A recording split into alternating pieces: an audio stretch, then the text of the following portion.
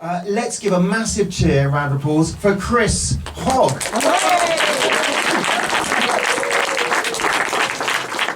Wow, I'm really pleased to be here. I never expected to be in this building ever again after my vaccination. But here I am, and I survived. I bet it was one of you that probably did very gentle, love this place. Anyway, the story I'm going to tell tonight is a family story. And I want you to think about your own family for a second, because there are people in your families who are the luckiest member of your family, and sometimes they are the unluckiest member of your family, and sometimes they're both the same people at exactly the same time. And this is a story, a family story about one of those people that's the luckiest and unluckiest of all time. But what I want to do is I want to introduce you to the cast of characters, because there are people you're going to meet over a 30-year period. This is an epic story. Yeah, I'm going to try and just let it speak for itself, because I can make it more dramatic, but just the facts are nuts. So, let's meet the cast. This is... No prizes for guessing which one am I. This is me, obviously. This is 1983. This is a really big 80s story as well, so if you like the 80s, strap in. This is my older sister, Alexandra, and note she's got a huge gap between her teeth, and every single night for about 3 years she had to put a contraption on her head, which was like a caliper, and she's had thousands of little tiny like elastic bands that I used to go in and steal, and like those spiders that kind of burst from one of those eggs. And this is Victoria. So Chris, Alex, Victoria. Cool. All right. There's me. This is me in 1983, and what there's me. I've got bed hair. I'll get an award for that bed hair.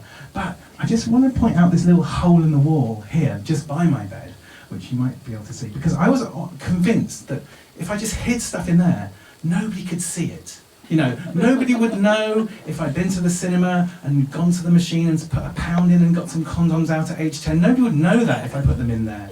Nobody would know if I stole my dad's Rothman cigarettes and put them in there. Nobody would know. Nobody would know if I drew a naughty picture and just put it in there because I didn't know what else to do with it. Nobody would know. Of course they didn't. Of course they did. But anyway, that's not part of the story. But I just want to know, that was my childhood life. I grew up in Bournemouth, and we lived on a really big house on the cliff tops, and we were known as the crazy family. There are so many weird things in this story. There's going to be weird hands. Hands are going to come up several times. Weird hands, and lots and lots of people behaving really badly. So, here we have two other cast members of this story. We have, obviously, Michael Jackson, who, basically, if you can write a good bass line, people will forgive you anything. That's what I've managed to work out in this life. Anyway, so we have Michael Jackson, probably at the height of his fame in 1983. Thriller has been released. It is #1 in the charts, and it's going on to be the most best-selling album of all time. And then we have, obviously, we have E.T. He was also the other most famous character of 1983 and 1984, obviously from the Steven Spielberg film. He's very much in control in this picture. He's got his glowy finger. There we go. There's an interesting little tale about this picture, in the fact that the only reason that Michael agreed to pose with E.T., even though he loved E.T., he did it. The only reason he kind of like his management let him do it was because he wanted to be in Steven Spielberg's version of Peter Pan, because he loved Neverland. He never made it, but that's the reason he actually said, "All right, we're going to do this picture." But anyway, it's a great picture. It's wonderful. This is Michael Jackson's Thriller album, and I remember receiving this album. And it began to me when I was in 1983. And I was like, it came with a letter from my mum. And what was weird is I hadn't seen my mum in such a long time. And I was like, oh wow, I said, "Joyeux anniversaire, Christophe." And here's the album. And I was like, wow, this is great, but it's not my birthday. Why am I being given this? Anyway, it must have just got lost in a move, and there it was, like completely the wrong time of year, but a birthday present. And so I felt like really linked to this album. Obviously, you've got to be starting something. That's why Michael goes, "I'm a vegetable, you're a vegetable, I'm a vegetable." I used to wonder what that was all about. I still don't know. Nobody knows, I don't think. And then you got Baby Be Mine, which is a ballad, and that was really boring, so I used to fast forward. Okay. So this is another bit of the story, Michael Jackson Thriller album. I used to just, obviously just stick my cassette in there, and there used to be a red light, and I used just to stare at the light for hours, just like being 10. Like, you know, it's hypnotising. I'm trying to paint a picture here, I hope I am. All right. So, this is me, this is my dad, and there's Victoria wrapped in toilet paper.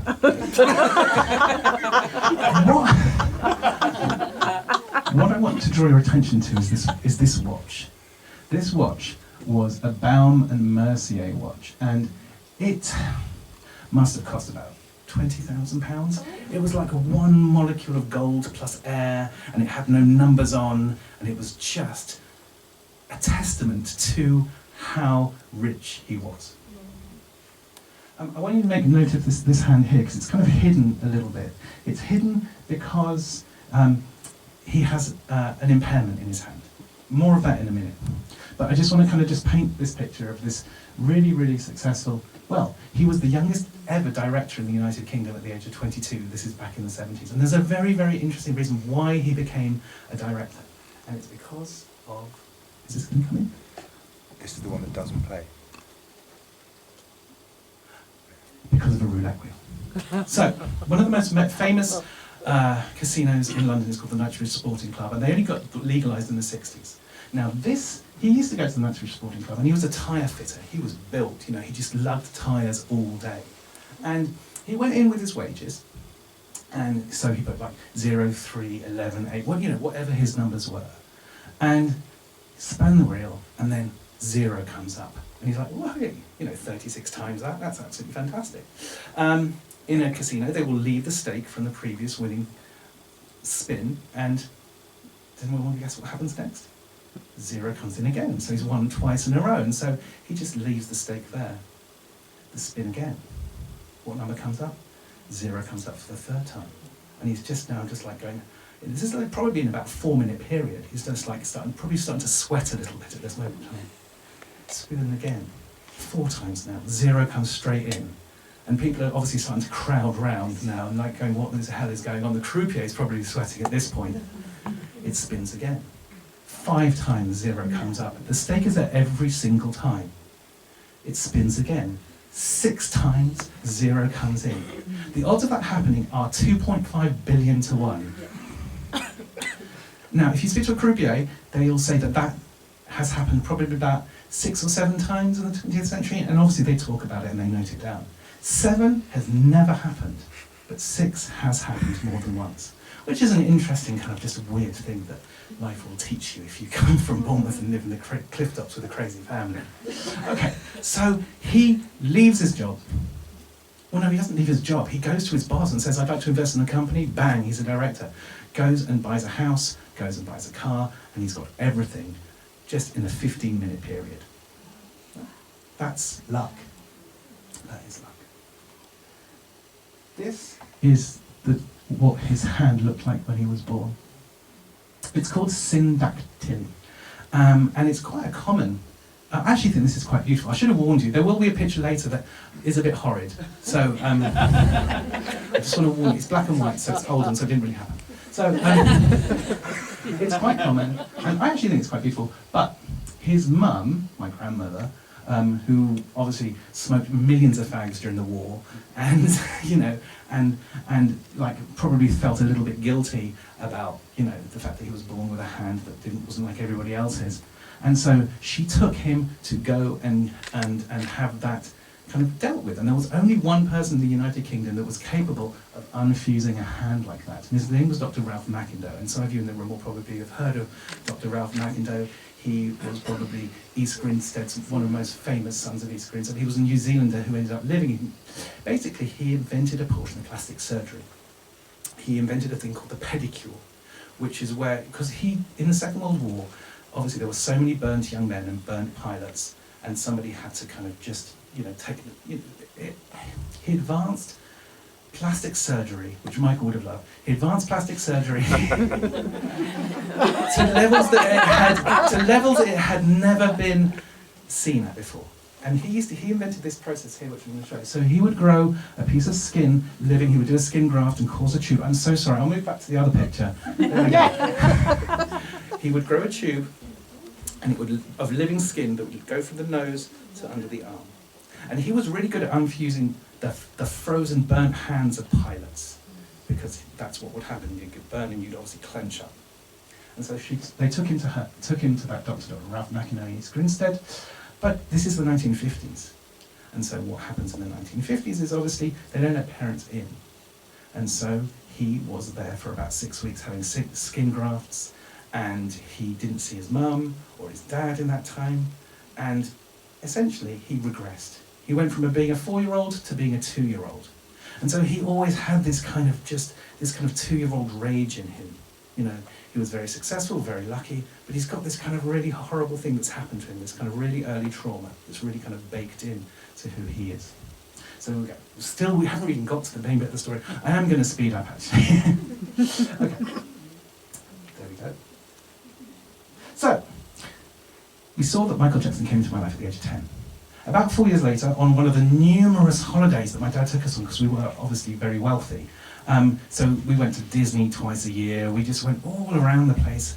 And on the flight home, I was given this present it was in a cassette. I couldn't find a picture of the cassette. And it's Michael Jackson reading the E.T. story. And I loved it so much because obviously we never got to see the film because it hadn't just come out, but this had come out. And I want to play you a little bit because I just think that there's a couple of things. One is that it was actually written by Michael Jackson and was in the charts exactly the same time as Thriller, but at number, I think, 37 in the charts, while Thriller was at number 1.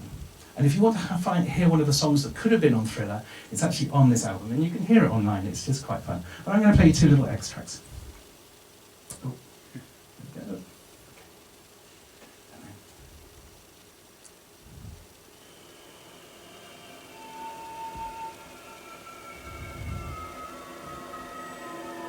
Out of the night sky, a ship was descending, the hull glowing with soft light, as if a piece of the moon had fallen.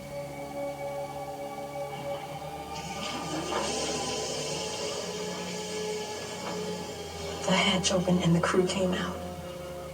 Odd little beings, moving quietly through the leaves, gathering. A blackberry bush, a rose, a tiny cedar tree.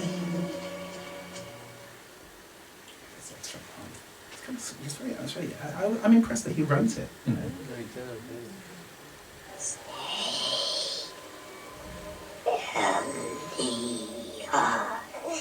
Listen to Michael's voice. But E.T. was going where no one could follow. His starfire was out, and he was as cold as the moon. Creature's pressure is bottoming out. His complexes are slow and widening. All right, I'm calling. What time is it? E.T. was gone. 3 hours, 36 minutes. Okay. Let's pack him in ice. You can hear Michael crying. Like they debated whether they were going to keep that tape, but no. Michael was so into his E.T. connection that they kept it in. So that's time number 2. So time number 3, when Michael comes into my life again, it gets a little bit more interesting. So I want us to fast forward. So we've gone past 83, 93, 2003, and we're now in 2013. And if you smoke 40 Rothmans a day and you drink a bottle of Teacher's whiskey every single day, you're not going to remain well for very long. And so by 2013, I'm calling my dad on the phone, but he's speaking like this. He's got a big rasp in his voice. And we're going, Dad, look, you've got something wrong with your voice. You know, you need to go and sort this out. You know, you really, really do. But he won't. And he won't sort it out. Yeah, like everything's gone wrong for him by this point as well. So he's lost his business. He's a security guard at the Bournemouth School of Chiropractic. I think there's a security guard there. There we go. So from a millionaire just to a security guard. I've got his epaulets and tie in my bag. I'm kind of proud that he worked right until, you know, anyway. I'm getting to the end now. So we're trying to persuade him to go and see a doctor, but he won't. He won't go and see the doctor because he has formed a platonic relationship with, he's living in a bedsit at this point, and he's formed a platonic relationship with a girl who lives in the bedsit downstairs. And her name is Louise Brown. And if Louise Brown, you're in here, we can have words later. Anyway, so Louise Brown and my dad used to play Scrabble. And they used to drink Baileys relentlessly. So it was a Baileys and Scrabble relationship, purely platonic. But what happened whilst they were playing was that my dad had like a pile of envelopes next to him, and she would be like looking over, and there was like loads of them were addressed to the Michael Jackson Fan Club. And so they're there one evening playing Scrabble. And they go, well, why do these letters to the Michael Jackson Fan Club keep arriving at this house? And they suddenly, like the penny drops, probably after the third glass of Baileys, that maybe where they're living, the Bedsits, used to be the headquarters of the old Michael Jackson Fan Club. And so they, being like down on their uppers, as they say, like Louise had no money, he had no money, but also he wasn't allowed to see his daughter anymore. And she was the exact age of the daughter that he could never see anymore. So I think that he was really trying to kind of just to recreate a sense of fan. So what they do is they get a stepladder and they go up to where the loft, and the loft has been sealed. It's been sealed with, I can't remember what it's called, but kind of just polyfiller, that's what it's been sealed with. They remove the polyfiller, and they put up a ladder, and they open it up, and they see incredible things. They don't see that, but that actually is. that actually is from a tomb in ancient Egypt. That's a serving girl. And I think it's just a really uncanny resemblance to Michael Jackson in his own day. But no, they don't find that. But they find many, many different things. This isn't what they found either. I did this in AI. But, so what happens if you type in Michael Jackson tomb? But, what they did find, I brought a little bit here tonight. So there were loads of these. There were hundreds of magazines. There were badges. There were, quite a few. Oh look, there's the tie. Quite a few face masks. Obviously Michael was ahead of his time with all of that kind of stuff. And it was a treasure trove. And so what they did, obviously, if you're not doing very well, then what are you going to do? You're going to steal it and sell it on eBay. You're going to ring your daughter and say, can you put this on eBay for us? Because we don't know how eBay works. And so over the next few months, they rinsed the entire loft of all the old Michael Jackson stuff that had been left there. So this really, we've only got 2 minutes. So this really got me thinking, right? This really got me thinking about Michael Jackson fan clubs. And so I started doing all the research about Michael Jackson fan clubs. And the one that there were 2. And the first, so there's more, right? Yeah, there were 2.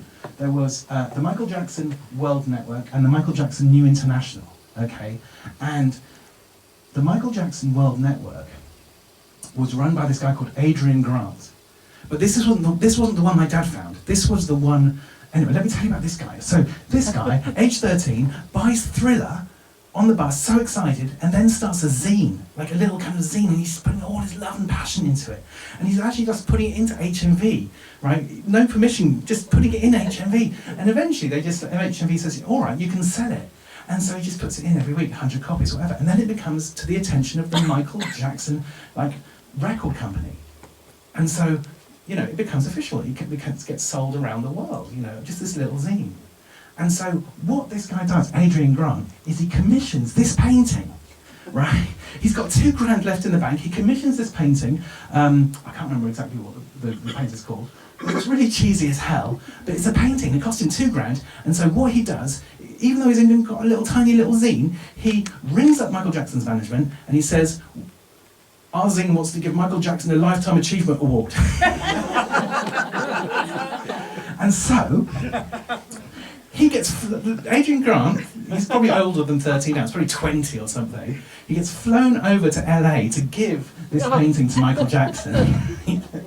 And that's, anyway, let me tell you about the other fan club at this point is failing. It's failing really, really badly. Mostly killed off by the internet. But this was the kind of rubbish that the fan club that my dad found. But the other ones are obviously just growing and growing. It's quite exciting. Now, the denouement of this story, let's go back to Adrian Grant for a moment, is the closer that you can get to a pop star, the more important you become. And so he kind of realised that. And so what this guy, Adrian Grant, ended up doing is getting the rights to do Thriller live. And so Adrian Grant, from being that 13-year-old on the bus, is one of the richest black entrepreneurs in Britain. Yeah.